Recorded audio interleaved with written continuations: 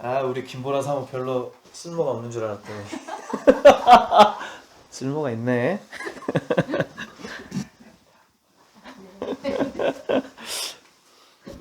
에스라는 무슨 말일까요? 에스라. 아이고, 열심히 일 좀 해서 애써라. 그런 말 같죠, 그죠? 이 에스라가 어떤 일을 했냐면 성전을 건축했어요. 예, 그걸 바탕으로 알고 계시고 에스라가 결심을 하게 됩니다. 예, 오늘 그 내용을 나눌 텐데요. 그리고 에스라서는 우리가 이제 한 장 한 장씩 성경을 이렇게 순서대로 말씀을 전하고 있거든요. 에스라서는 크게 두 개의 내용으로 구성이 됩니다. 첫 번째는 1차 바벨론 포로 귀한 자들이 돌아와서 무너진 성전을 재건하는 기록이에요. 우리가 다윗, 솔로몬 뭐 이렇게 하다가 이스라엘을 막 승승장구하다가 결국에는 솔로몬의 그 아들들이 분열을 일으켜가지고 나라가 우리나라 남북한이 갈라진 것처럼 분단하게 되고 그리고 망해버려요. 이 바벨론에게 멸망하게 됩니다. 근데 이제 한참 또 시간이 지난 후에 이렇게 이스라엘 백성들이 포로가 돼요. 옛날의 출애굽처럼.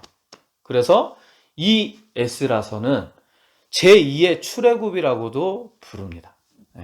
그리고 두 번째 내용으로는 1차 포로 귀한 자들이 돌아온 지 약 80년 후에 수룹바벨 성전이 건축된 지 약 60년 후 2차, 아까는 1차였죠. 2차 포로 귀한 자들이 돌아와서 재건된 성전에서 하나님의 백성답게 사는 삶의 기록이, 삶의 회복이 기록되어 있습니다. 우리랑 비슷해요. 이 내용이.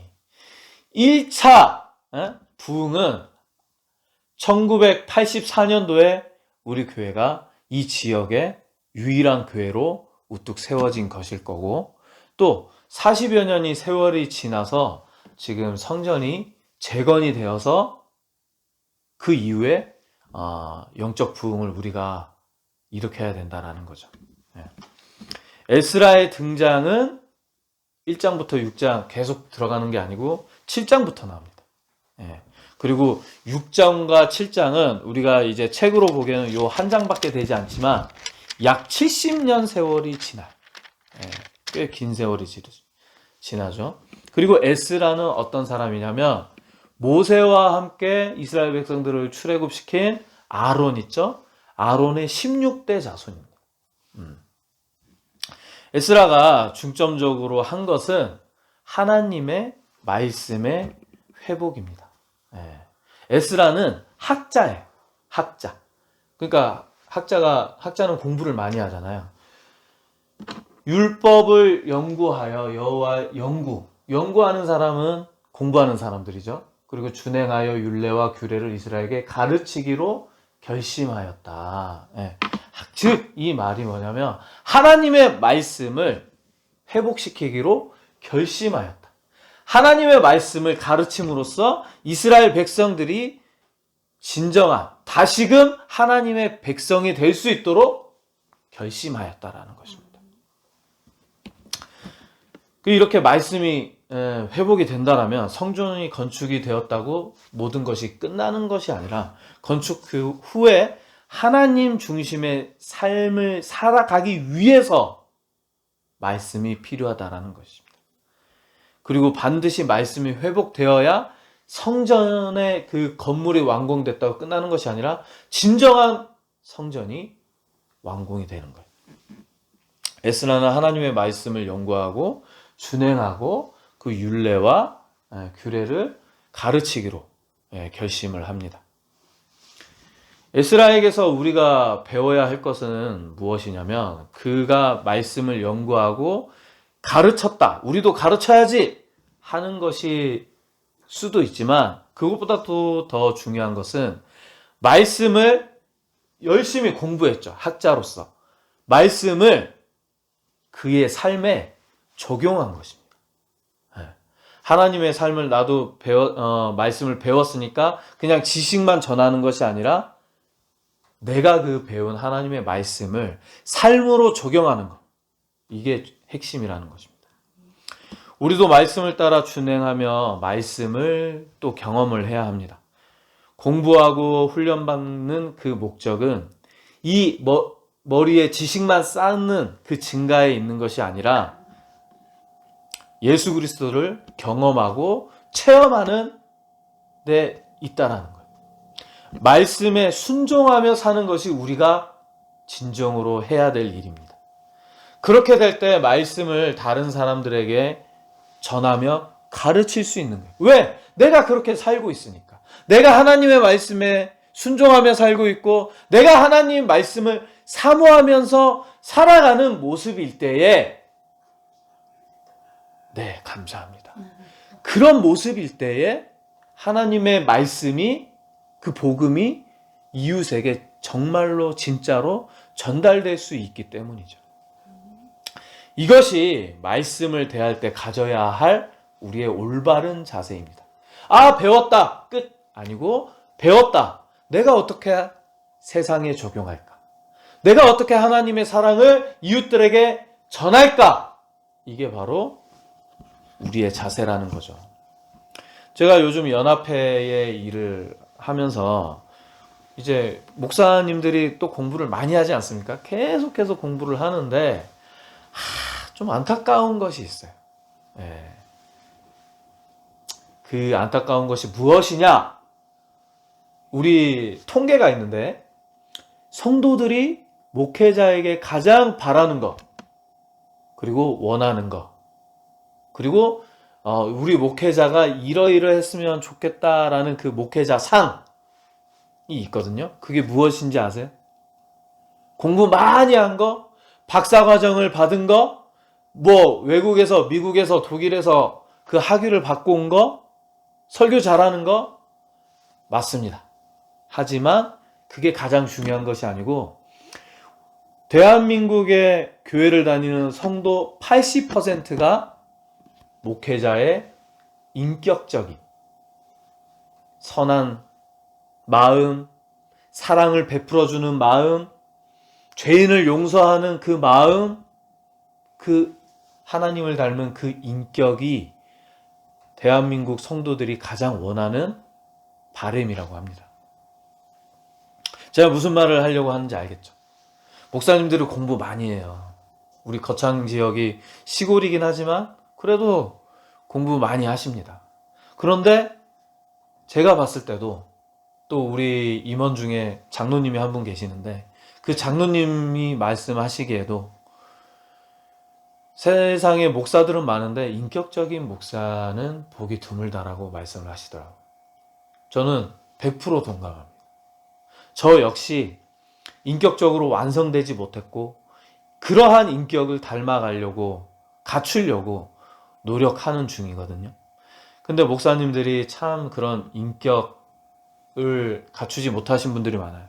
대접받으려고 하고 권위적이려고 하고 참 그런 모습을 볼 때마다 안타까운 생각이 많이 듭니다. 그리고 말은 너무 잘하시죠. 말씀도 너무 잘하시고 하지만 성경 고린도전서 10장 23절에 모든 것이 가하나 모든 것이 유익한 것은 아니요. 모든 것이 가하나 모든 것이 덕을 쌓는 일이 아니다라는 말이 있거든요. 사람이 어떨 때 상처를 받는지 아십니까? 옳은 말 할 때 상처를 받아요. 사람들이 이러죠. 우리 죄송하지만 우리 이복순 집사님께서 합천댁 뭐 이렇게 부르시거든요. 뭐 친한 사람일 수도 있고 이웃 사람일 수도 있어요. 예를 들어서 박 집사님 뭐 합천댁 뭐 이러면서 기분 나쁘게 생각하지 말고 들어 뭐 이러고 깔고 들어가요. 그 말은 무엇이냐면 내가 기분 나쁜 얘기를 할 거야 라는 걸 본인 스스로도 알고 있다라는 말이에요. 근데 그 말이 어떻죠? 그 이후의 말은 가시가 돋쳐져 있어요. 기분 나쁘게 생각하지 말고 들어. 이 말 자체가 잘못된 말입니다. 부정적인 말이에요.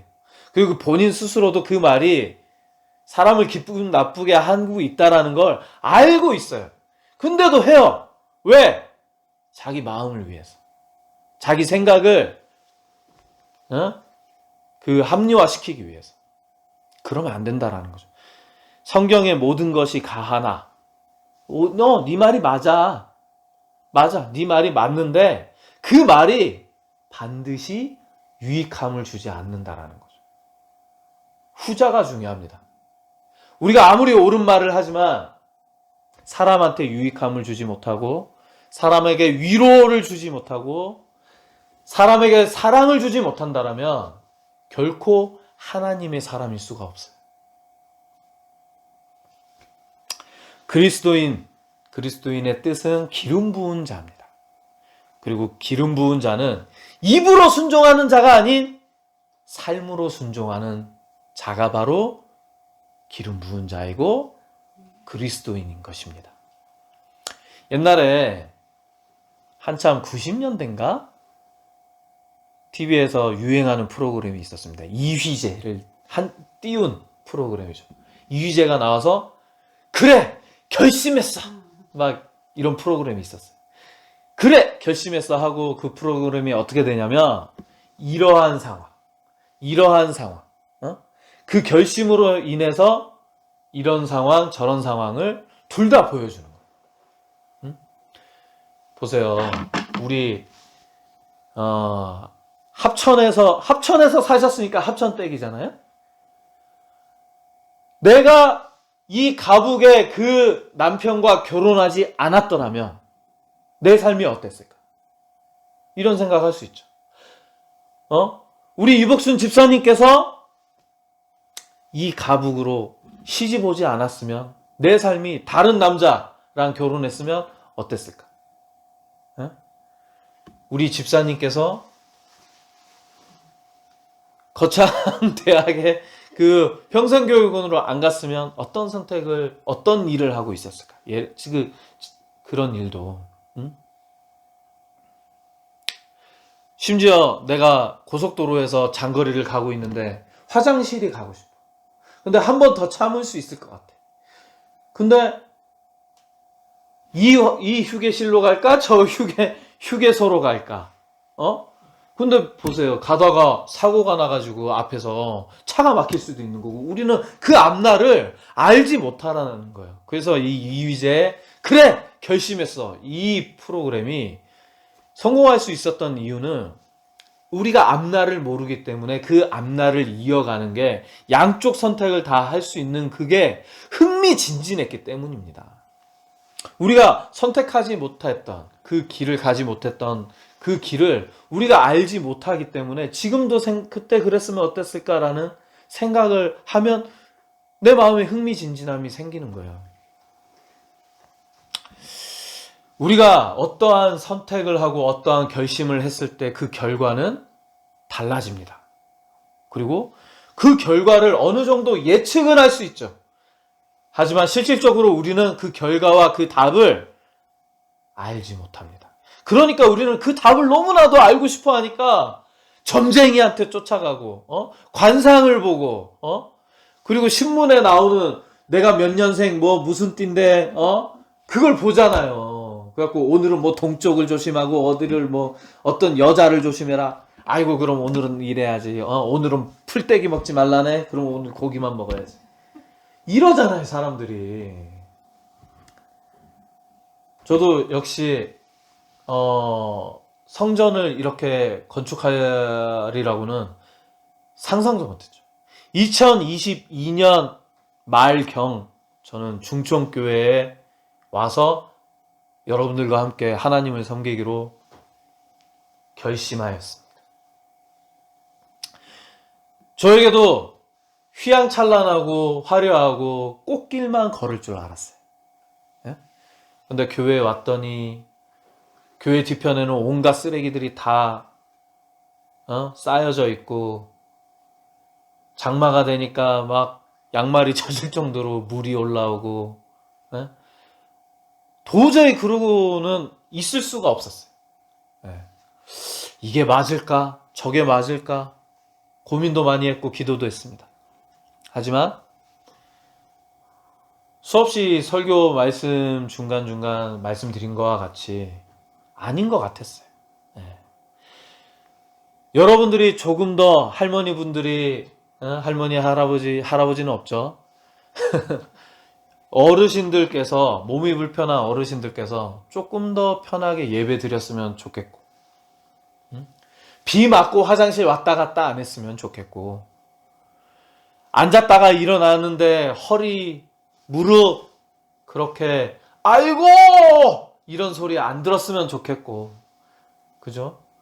안 그래도 병원 왔다 갔다 하시는데 그 불편을 조금이라도 덜어드리고 싶었어요. 이 마음이 제 마음이 아닙니다. 바로 하나님이 저에게 주신 마음이에요. 고로 그 마음은 하나님의 마음이에요. 여러분들이 나이가 아무리 많이 찼지만 하나님이 보셨을 때는 자녀이고 어린아이와 같을 수 있어요. 내 자녀가 힘들어하는데 그 부모가 기뻐하는 부모가 있을까요? 아닙니다. 하나님은 여러분들을 사랑하셔서, 너무 거창하게 얘기하나? 저를 보내주셨고, 우리 김보라 사모를 보내주셨고, 우리 사랑하는 박선숙 집사님을 이곳에 남게 해주셨어요. 정말 감사해야 되는 일입니다. 네. 우리 박선숙 집사님 다 도망갔는데 남아있는 것 자체가 얼마나 귀하고 감사합니까? 안 그래요?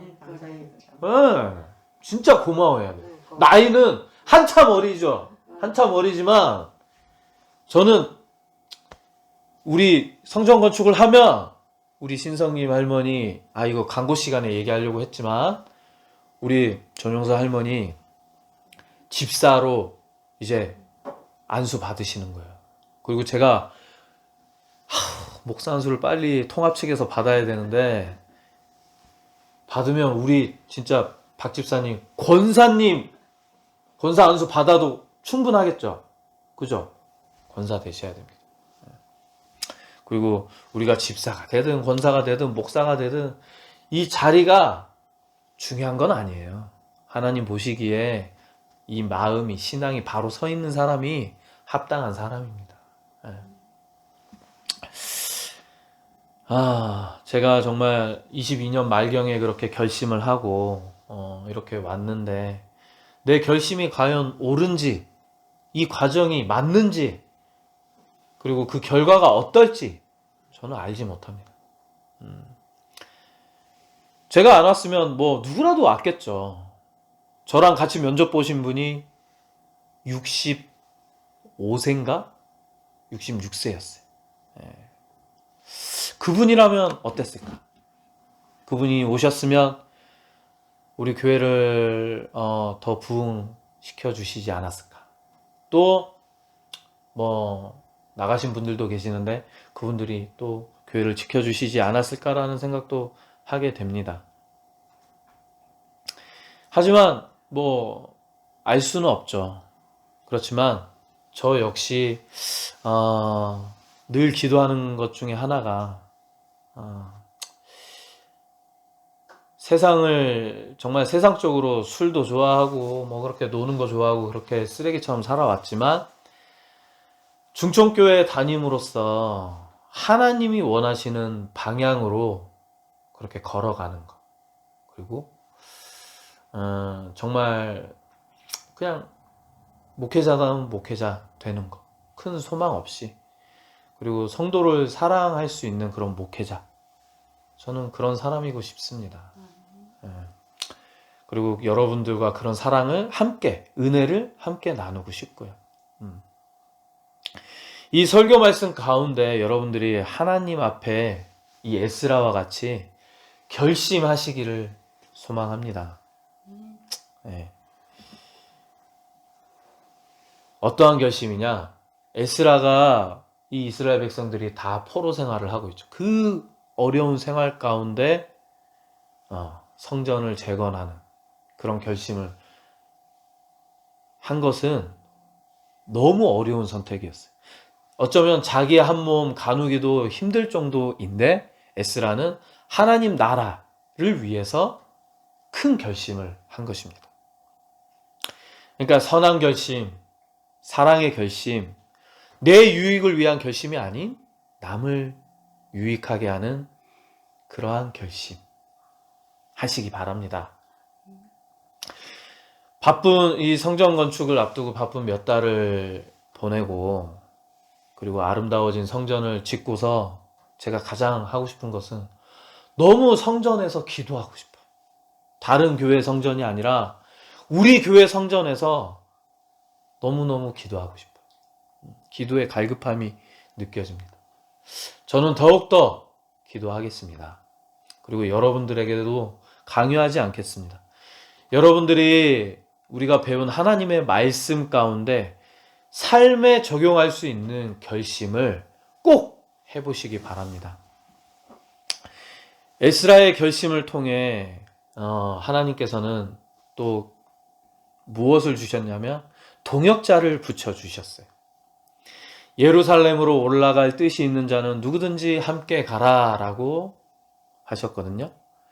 우리 어르신들 박선숙 집사님 여기에 자리에 함께 하고 있지는 않지만 우리 노근정 집사님 그리고 이한나 집사님 또 오늘 어쩔 수 없이 자리를 빠질 수밖에 없었지만 김보라 씨 우리 김보라 사모 우리 김보라 사모와 저의 결혼은 요즘 세상에서는 조금 이해하지 못하는 결혼이었어요.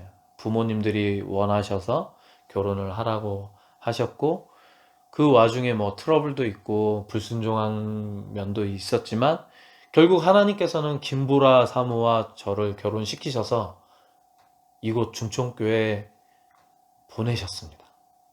그래서 사역을 하게 하셨고 여러분들을 섬기고 하나님을 섬기게 하는 이 길을 이끌어 주신 하나님께 너무 감사하고 저와 결혼해 주어서 이렇게 중촌교회를 함께 섬기고 있는 김보라 사모에게도 너무나도 감사한 마음입니다.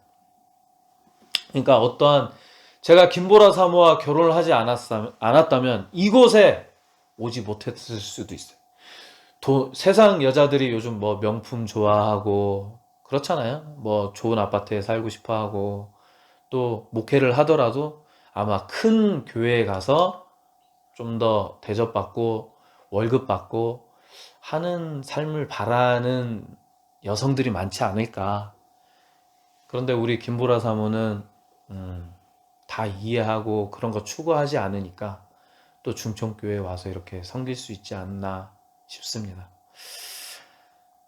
너무 칭찬을 많이 했네요. 저에게 용돈을 주시기 바랍니다. 감사합니다. 그리고 우리 어르신들도 너무 감사하고 코로나 시대 때 그렇게 신앙을 저버릴 수도 있는데 우리 이복순 집사님도 돌아오시고 전영선 할머니께서도 아이고 내가 짐이 되는데 안 가면 안 되나 하다가 요즘에는 주일이 되면 교회에 가야지 몰라도 가야지 이런 마음 잡아주시고 우리 심성님 할머니께서도 그렇게 거동이 불편하신데도 교회에 와주시고 한 주간 또 이렇게 잘 보내고 인사가 잘 지내셨습니까? 한 주간 잘 지내셨습니까? 그 인사가 얼마나 감사한지 모릅니다. 우리 신성님 할머니의 또 물 한 잔만 먹어도 기도하시는 그 모습 너무 감사하고 우리 여러분들이 너무 보배예요. 우리 옆 사람을 위해서 한번 박수 한번 쳐주세요. 우리가 말씀을 공부하고 또 알고 또 말씀을 내 삶에 적용하고 경험된 말씀을 또 다른 사람들에게 전하는 삶. 그 얼마나 복된 삶입니까? 우리가 그러한 삶을 살아갈 때 하나님의 말씀은 힘이 있고 힘이 있을 때 사람들을 변화시킬 수가 있습니다. 그 에스라가 바로 이런 사람이었어요. 나라를 새롭게 하기 위해서 그가 먼저 말씀을 연구하고 실천했고 온 이스라엘의 말씀을 전함으로써 나라 전체가 그 말씀으로 하나님의 말씀으로 부응하고 그리고 견고하게 되도록 힘쓴 인물입니다. 성전 이 완공은 부흥의 시작이에요. 우리 기도하신 바와 같이 우리가 중촌교회가 분명히 영적 부흥을 일으킬 줄로 믿습니다. 오늘날 우리에게 필요한 것은 우리의 상황 가운데 방금 말씀드린 것과 같이 세상에 눈으로 보기에 막 사람이 꽉 차고 헌금이 많아지고 또 막 그렇게 부흥하는 것이 아니라 영적 부흥인 것이라는 거죠. 하나님 중심의 삶, 하나님 말씀의 삶, 그러한 삶이 우리에게는 반드시 필요합니다. 에스라의 핵심 주제는, 에스라서는 교회의 부흥에 대한 말씀을 가지고 있어요. 그건 바로 무너진 성전을 재건하는 것이었고, 성전 재건은 곧 우리 신앙을 회복하는 것을 의미하고 있습니다. 성전의 재건은 이스라엘 백성들의 영적, 도덕적, 사회적 그 재건을 연결하는 것과 맞물려 있어요. 성전을 재건하는 것은 단지 건물을 세우는 것이 아닌 하나님의 말씀이 세워지는 것입니다. 말씀이 세워지고 믿음이 세워지고, 믿음이 세워지면 우리의 삶은 변화가 되고, 우리의 삶에 변화가 일어나면 영적 부흥은 일어날 것입니다. 그리고 영적 부흥이 일어나면 하나님 나라가 반드시 기필코 세워진다는 것입니다. 이것은 하나님이 원하시고 바라시는 것입니다. 성전 건축 다음 주면 마무리가 될 것 같아요. 새롭게 태어나는 우리 중촌교회, 다시 영적 부흥을 이룰 중촌교회, 그 중심에 여러분들이 있습니다. 우리 끝까지 아름답고 선한 결심으로 결단하여 우리의 사명을 다하도록 합시다.